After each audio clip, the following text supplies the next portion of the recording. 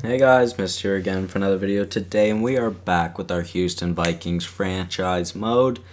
And in this one, we look to attempt to record this episode for the second time.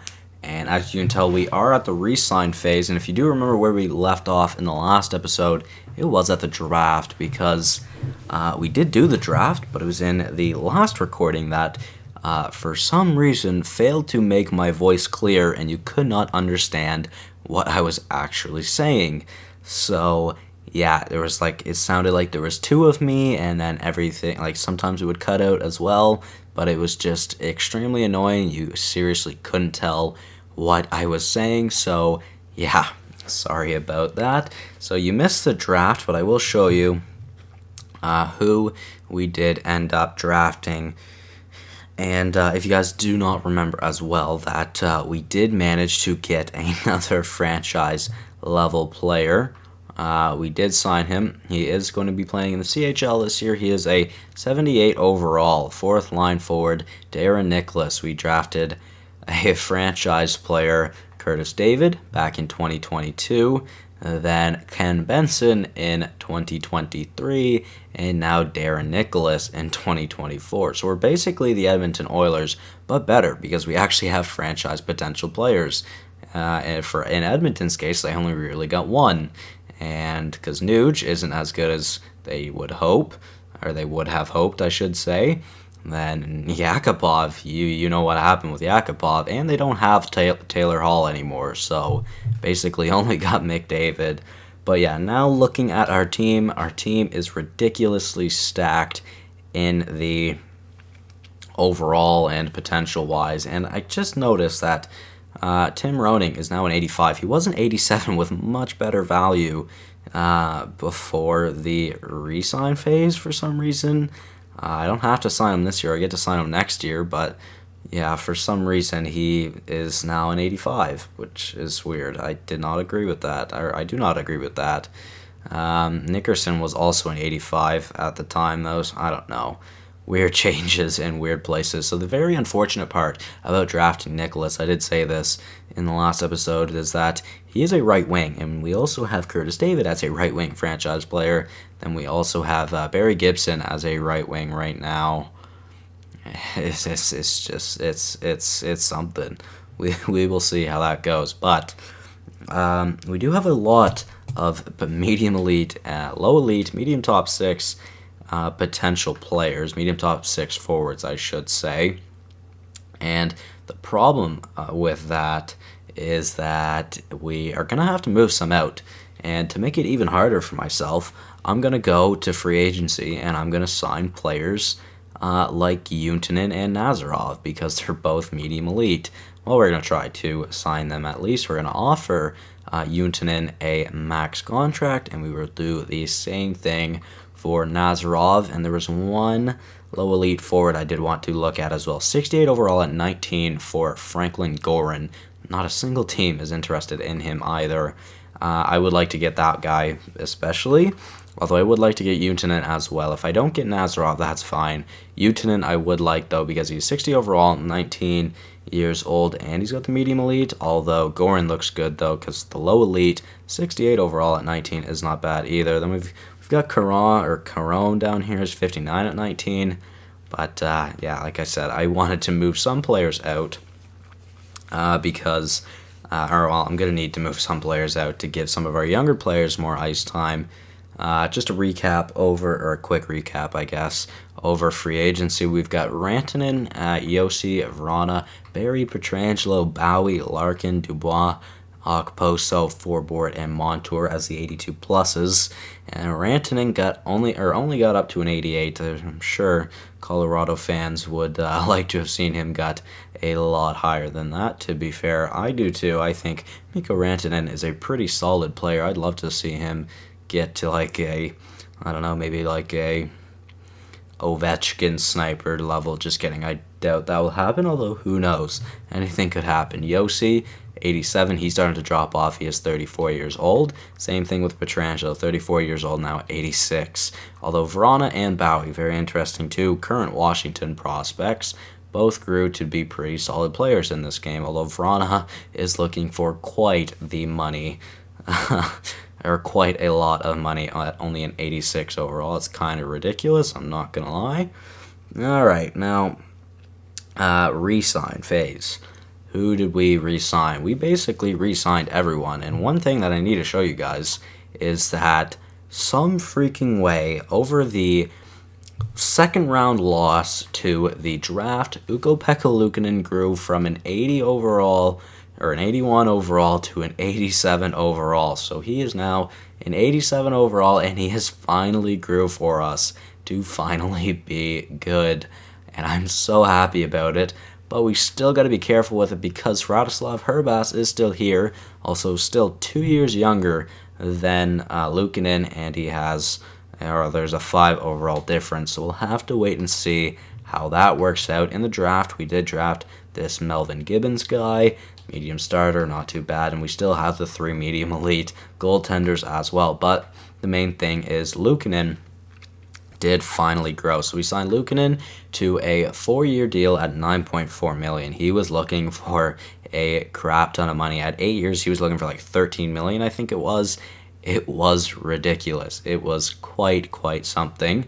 Although Hrbass, yeah, you notice that he is on a $20.5 million contract. It is only for this season, though. We have him on that just to get closer to the cap hit because we really are not close to it at all. But we will be probably next year because we have some players that are going to need to get signed next year. Some by the name of Curtis David. That should be interesting. We've also got others. We've got Barry Gibson, we've got Tim Roning, and we've got some other younger players, or lower overall players there. But yeah, Curtis David, obviously the big fish. He is going to want some money. Barry Gibson, if he grows anymore, he's going to want some money too. And Tim Roning, I'd love to see him grow some more too. He will probably want some money as well, to be fair. But David is the priority to this team. 93 overall at 19 years old. Medium franchise potential. Yeah, I mean, it's looking pretty good so far for him. So let's just look at the draft recap really quickly. Now, I really wish I could show. I think I could just sort it by age, maybe. We'll see. So Pojar, we did draft in this draft. He's a medium top 6 defenseman. Not too bad, 17 years old. Mueller, we did also draft Sebastian Mueller. We drafted Mikhail Tulupov. We also drafted Nicholas. We drafted Anisimov. We drafted Teravainen. We drafted Emery. We drafted Duncan. We drafted Mahler. We drafted O'Reilly. And I believe that is it.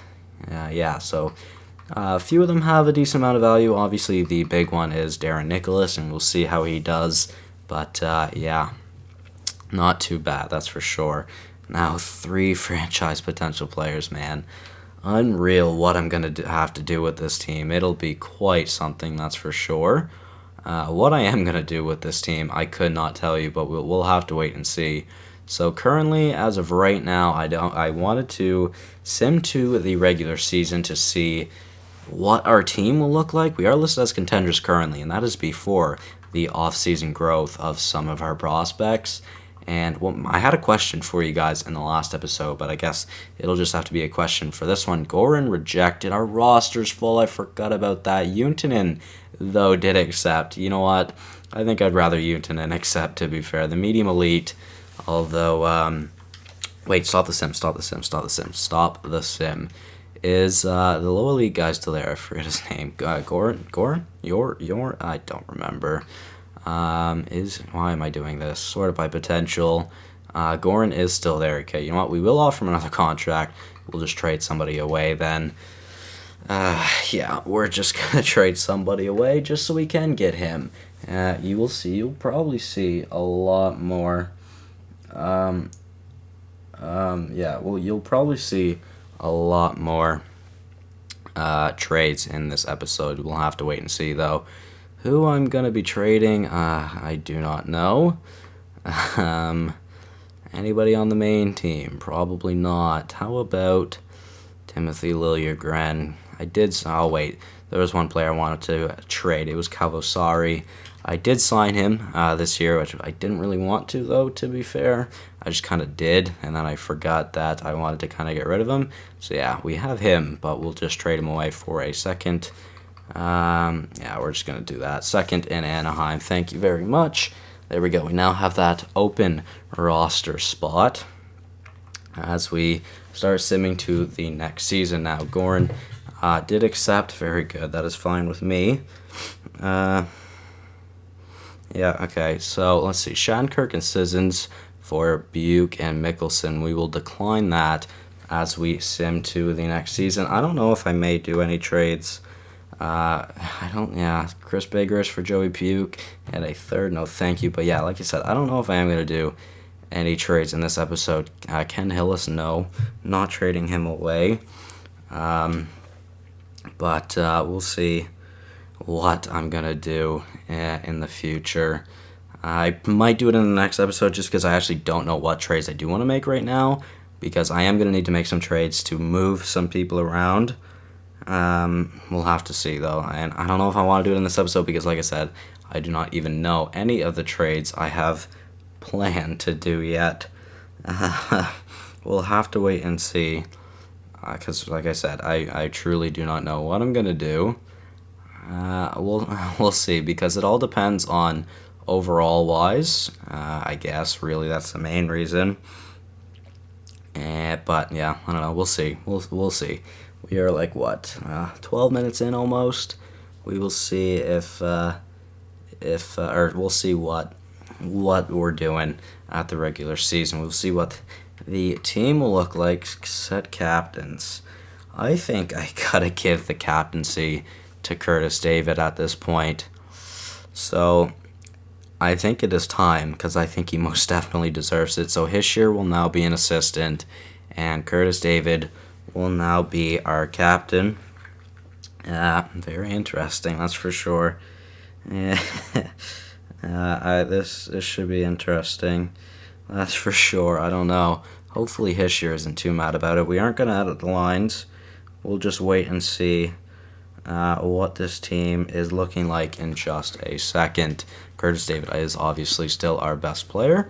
Let's see, though. Ken Benson is now an 89. Hischier, Vanainen. Oh, yeah, this team could be interesting, that's for sure. Markkinen is listed as a third liner, the greatest third liner I think I could ever ask for.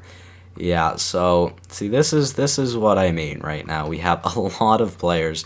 Like our center depth right now, unreal. So, looking at our team, we've got a first line in Yoshimura, Benson, and David. David actually is a 94 now. I just realized that, too. Second line, we have Perrin, which he won't be there. Hischier, who is listed as a first liner. This should be interesting. And Gibson listed as a second liner. Then we've got Zadina listed as a second liner, but it's looking like he may not grow much more anyways. So we'll see if he does, because honestly, who knows? He might not. If he could stay at a second liner, that would be unreal.